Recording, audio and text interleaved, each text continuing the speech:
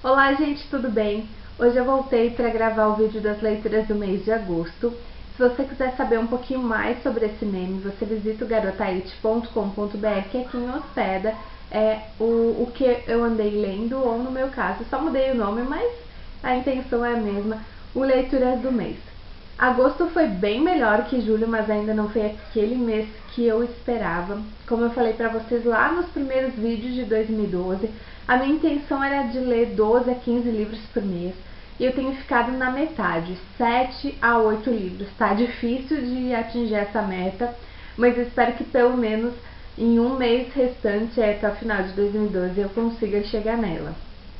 Todas as resenhas que eu já postei no blog eu vou deixar no box de informações, assim como os links das redes sociais, aquele pedido de sempre para você visitar o blog, seguir, curtir a página, etc e tal. Mesma coisa aqui no YouTube se você está assistindo.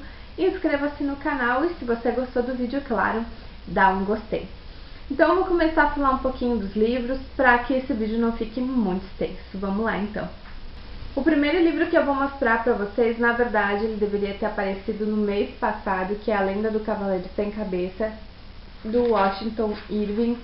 Essa edição da Barba Negra, que é um selo da Leia, tá bem bonita. Então, muitos de vocês devem conhecer essa lenda, ela é bem popular nos Estados Unidos e fora também, porque tem o filme de mesmo nome, né, no Brasil, traduzido para o português.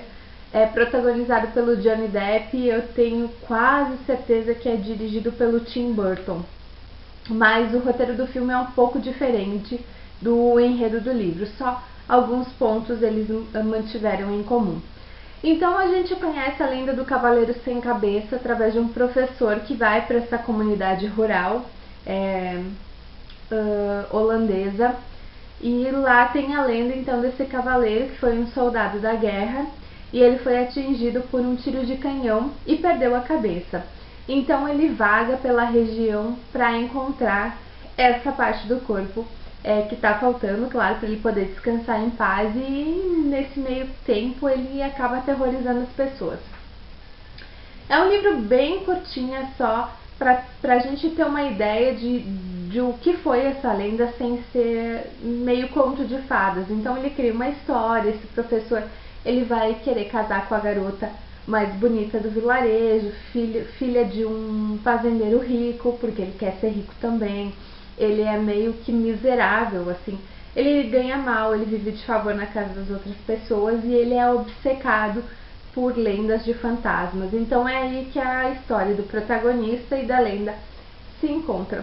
Bem interessante o livro, indico para todo mundo que gosta de conhecer um pouquinho mais sobre essas lendas, enfim, tanto as nacionais quanto as estrangeiras, e vale a pena. É uma edição bem bonita, uma edição de colecionador, e o preço é super acessível.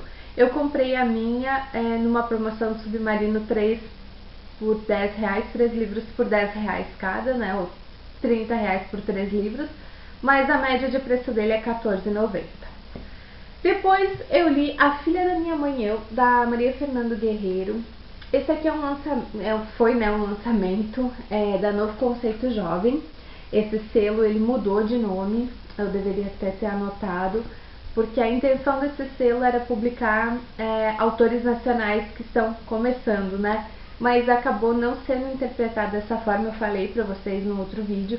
Então eles optaram por renomear esse selo, né? Criar um novo selo para marcar bem essa característica. Eu não gostei desse livro, já tem resenha, não vou falar muito dele. Eu acho que a autora, ela criou uma personagem muito contraditória, que pouco a gente consegue entender do verdadeiro objetivo. Ela bota muitas lições de moral ao longo do livro, e a relação, eu acho que ela conduziu mal a história, assim. A história tem um potencial bem interessante, foi por isso que eu peguei esse livro para ler na frente de outros que eu tenho mais curiosidade, mas ele não funcionou para mim. Muitos leitores gostaram desse livro, lá no Scooby a avaliação dele é super boa, mas eu não indico não. Tá? Indico para você que gosta de conhecer um pouquinho mais de histórias familiares e tal, mas eu não gostei do livro. Depois eu terminei O Guerreiro das Estrelas, o começo, do Flávio Galindo. Esse livro pela Livro Pronto, também tem resenha. O maior problema desse livro, sem dúvida, foi a revisão e a edição. Esse livro tem muitos erros, mas a história dele é muito boa, então mesmo eu tendo ficado um tempão em cima dele, até porque eu já contei pra vocês, eu tive ressaca literária em julho, então tudo que eu comecei em julho eu terminei agora em agosto. Tem um potencial enorme essa história. O segundo livro o Flávio lançou pela Baraúna e é provável que o terceiro volume também saia pela Baraúna. Então, daqui um tempinho, vocês vão ver o volume 2 de O Guerreiro das Estrelas aqui no blog. Eu indico para você que gosta de fantasia e ficção.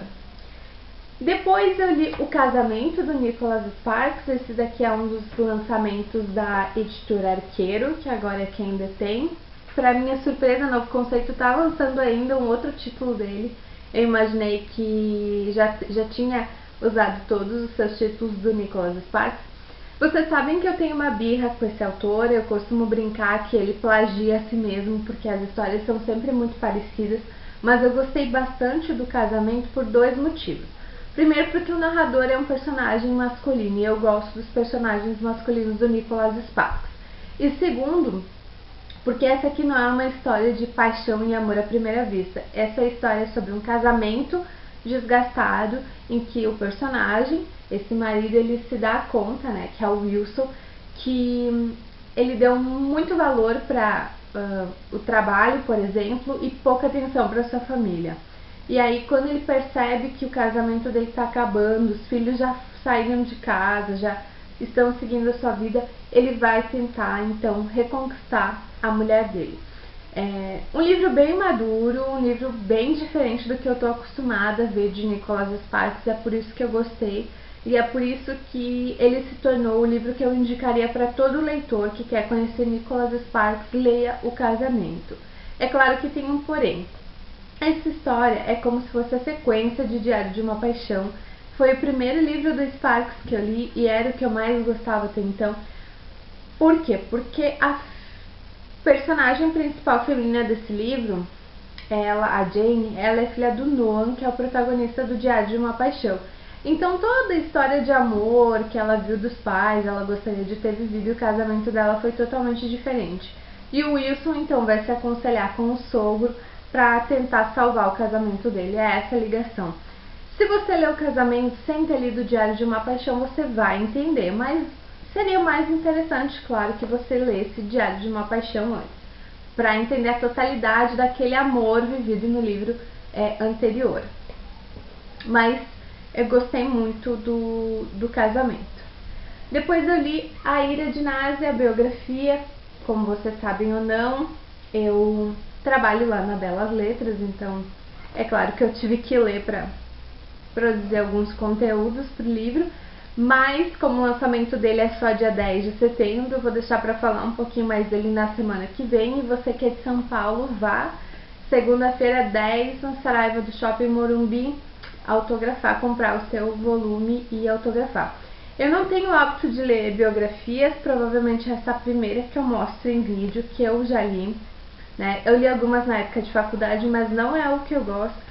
Mas o texto do Alexandre Petil e do Mauro Betting, ele é muito bom, então você lê, e quando se dá conta, acabou o livro. E a história do Nazi é muito interessante. Eu não peguei o auge do Ira, eu peguei, na minha época de adolescente, o Acústico MTV, que fez muito sucesso.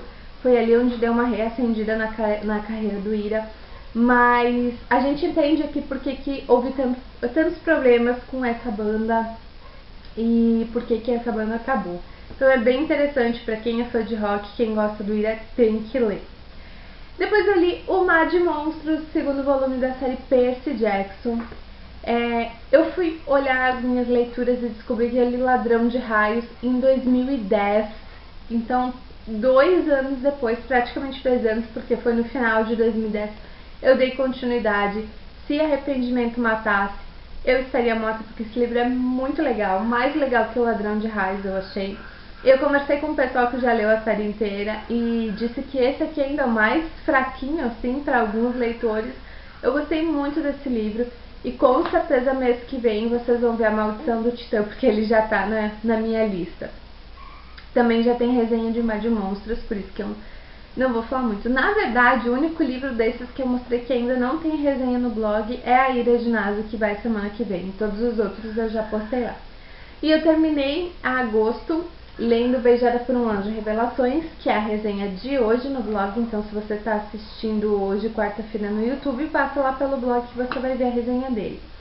Por incrível que pareça, esse é o melhor livro da série pra mim até agora, o livro 5. Isso não é muito comum, porque geralmente os autores começam a enrolar bastante. Mas esse livro tem bastante mistério, bastante investigação, um clima sombrio por trás dele e bastante atitude dos personagens. Alguns, claro, tem aqueles personagens que são mais chatinhos, mas tem um porquê deles estarem com essa personalidade mais insuportável.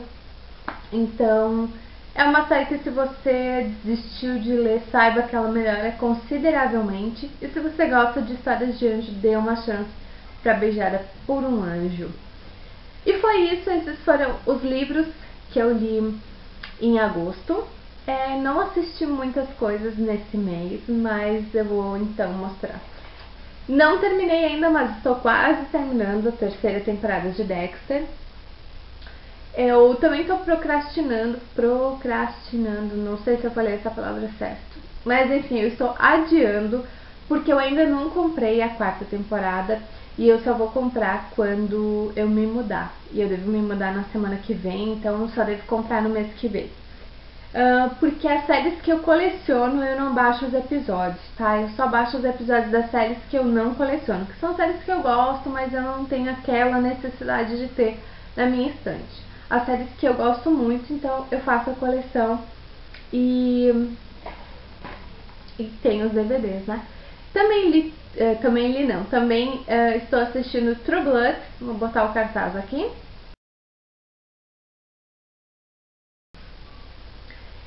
E assistindo Saving Hope, também vou colocar o cartaz. Essas duas séries são séries da Summer Season, como vocês sabem. Saving Hope estreou esse ano, True Blood está na quinta temporada. E True Blood está me surpreendendo, é a melhor temporada até aqui, porque a temporada passada foi bem fraca, não gostei muito. Até fiquei em dúvida se ia continuar assistindo ou não. Mas essa tá muito legal e eu decidi que vou começar a coleção de DVDs de True Blood também. Então daqui uns dias, no final do ano provavelmente, vocês vão ver os DVDs por aqui. E Saving Hope foi renovada, pra minha sorte, porque eu tô gostando muito da série. É uma série médica diferente do que eu geralmente assisto. Não gosto de dramas médicos, eu gosto de séries como House, que é um drama médico, mas assim, é mais pela ironia do que pelo drama em si, relações amorosas. E Saving Hope é mais próximo a questões da vida, do amor, dos dramas do hospital mesmo. Então me surpreendi gostar de uma série diferente de tudo que eu assisto. E filmes, eu assisti de novo Homens de Preto 2, que eu já tinha assistido, mas eu não me lembrava, e eu assisti sábado. E aí eu fui atualizar meu Filmou e eu esqueci o filme de novo. Então eu vou reassisti-lo pela terceira vez no período de 1 mês e meio, porque o filme não tá se conectando ao meu cérebro. Eu não consigo lembrar de detalhes do filme para poder assistir o Homens de Preto 3. Porque é português Homens de Preto. E assisti Bonequinha de Luxo, né? Depois que eu descobri as maravilhas do Netflix, eu tô super empolgada. Eu demorei muitos anos pra ver esse filme, é de 61, com a Audrey Hepburn. E adorei o filme, era totalmente diferente do que eu imaginava que ele fosse, né? Eu achei que ele fosse um filme tipo de Patricinha dos anos 60 e ele é um filme dramático pra caramba. Então assistam Bonequinha de Luxo. Eu fiz um post sobre ele no blog. Não é bem uma resenha, é mais um comentário sobre o que eu achei, né? Sobre o que eu gostei do filme. E provavelmente agora que eu descobri como é bom ter Netflix, né, assinar o Netflix, vocês vão ver pelo menos um post sobre filmes por semana, filmes mais antigos, tá? não vão ser filmes provavelmente contemporâneos, vão ser filmes do início do século passado, provavelmente todos do século passado, né? 1900 e lá vai pedra, porque tem muita coisa de clássicos que eu já assisti, quero reassistir, alguns que ainda não assisti, então com Netflix isso é muito mais viável, né? Porque nem todas as locadoras, aqui na minha cidade, só uma locadora tem esses filmes antigos e ela é bem no centro, então é inviável você pegar um ônibus e ir até o centro para alocar um filme e voltar, tipo, eu gasto o que eu pago pro Netflix, R$14,90 por mês, eu gasto entre passagem e alocação, entende? Para um filme. Então, muito mais prático assinar a locadora virtual, diremos assim, né? Então tá, esse foi o vídeo do mês, das leituras do mês. Eu espero que vocês tenham gostado e eu espero no mês que vem voltar aqui com uma pilha um pouquinho maior de livros para mostrar para vocês. Um beijo e até mais!